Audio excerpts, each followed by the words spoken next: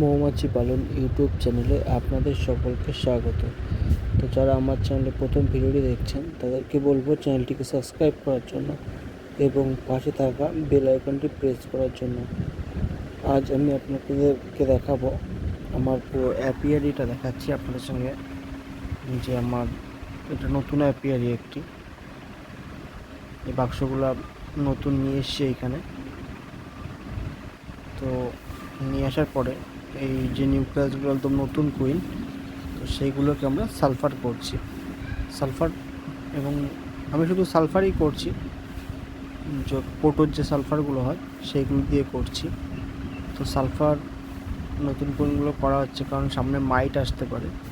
তো আমার এখানে প্রচণ্ড কুলের চাষ আছে, তো সেই জন্য আমরা সালফার করে দিচ্ছি প্রত্যেকটা বাক্সে। তো নিউক্লিয়াসগুলোতে এখন করা হচ্ছে নতুন কুইন প্রত্যেকটাই। তো সালফার করার পরে বাক্সের অনেক ভালো উন্নতি হবে সে আশা রাখছি।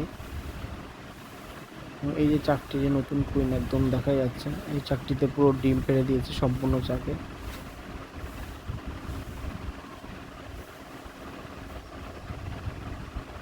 এইগুলো একদম ভাদ্র মাসে প্রথমে ভাগা দেওয়া ছিল, বেশ ভালোই হয়েছে, 3-4 ফ্রেম করে হয়ে গেছে।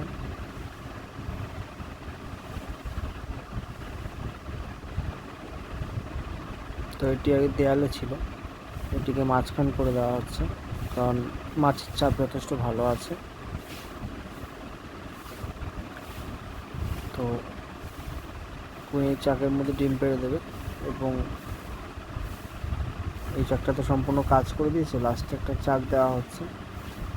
এরপরে আর একটা চাক